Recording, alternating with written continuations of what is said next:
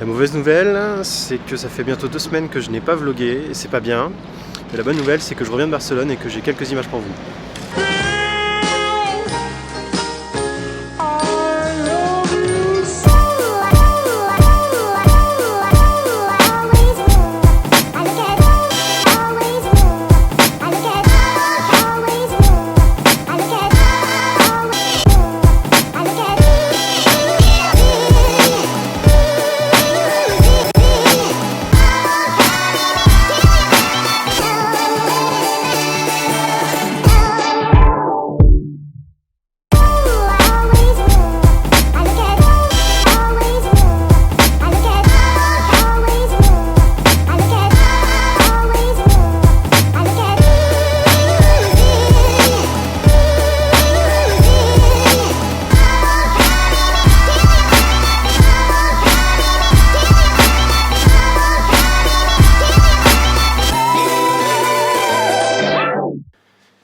Deux semaines sans vloguer, c'est long, je sais que c'est pas bien, mais j'ai pas encore trouvé le bon équilibre entre mon travail de freelance et ce vlog.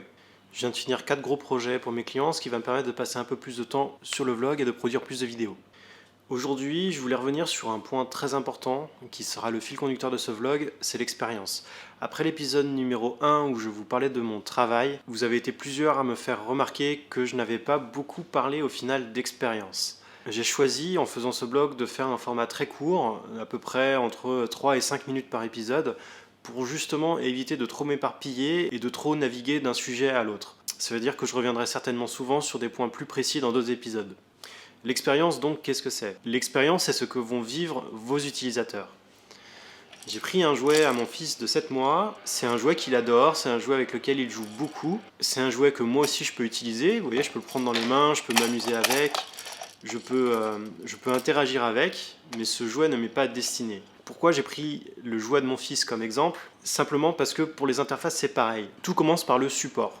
Quand on crée une interface, on la crée pour un support en particulier. Quand on crée une interface pour un ordinateur, on sait que c'est une souris et un clavier qui vont être utilisés. Ça veut dire qu'il va y avoir une distance entre l'utilisateur et l'écran et que ce qui va les relier, ça va être un clavier, une souris.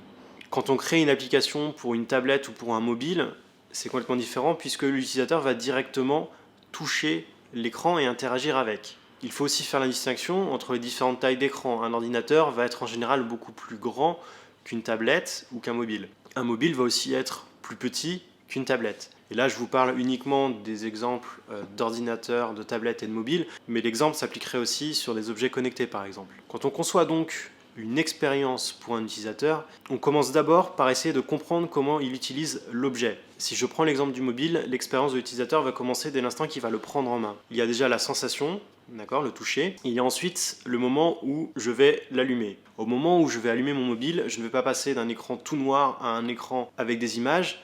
Il y a en général un fondu, quelque chose qui se passe. Ensuite, je vais pouvoir déverrouiller mon téléphone. Pour ça, j'ai plusieurs façons. Aujourd'hui, je vais pouvoir le faire avec mes empreintes. Je peux aussi le faire avec la détection de l'iris. Je vais pouvoir le faire via un code numérique, via un code gestuel.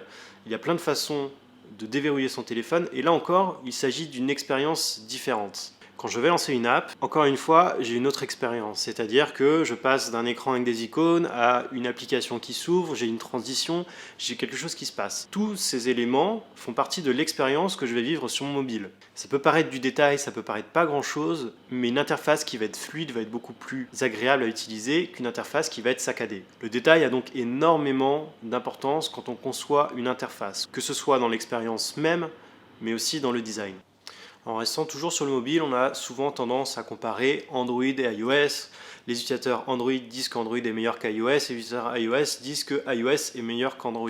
En fait, les deux sont de très bons OS, mais ce qui va changer, c'est l'expérience que vous allez vivre dessus. Un utilisateur Apple va préférer l'interface Apple, alors qu'un utilisateur Android va préférer l'interface Android. Mais si on regarde de plus près, au final, techniquement, les deux sont très proches. Et c'est là que l'on se rend compte que l'expérience est très stratégique parce qu'elle va déterminer si mon utilisateur va utiliser ou non mon application. Dans ce vlog, j'ai aussi fait le choix de ne pas vous montrer mon écran. Alors peut-être qu'il m'arrivera par moment de vous montrer mon écran forcément pour vous montrer des maquettes ou ce genre de choses, mais j'essaye au maximum de ne pas vous le montrer pour me mettre à la place de l'utilisateur. Parce que quand on design une expérience, on la design avant tout pour l'utilisateur. Et pour comprendre l'utilisateur, il faut se mettre à sa place. L'utilisateur n'est pas dans l'écran, mais il est devant l'écran. Je vais donc essayer au maximum de me mettre devant l'écran et de vous montrer comment on utilise une interface, comment on réagit avec une interface et même avant ça avec un objet. Cet épisode numéro 4 est maintenant terminé. Je reviens très vite semaine prochaine avec de nouveaux épisodes. J'aimerais bien aussi introduire des lives. N'hésitez pas à me dire en commentaire ce que vous en pensez. Le but est de pouvoir interagir avec vous et de pouvoir répondre à vos questions. En attendant, comme d'habitude, n'hésitez pas à liker, à partager et on se retrouve très vite. I'm coming straight to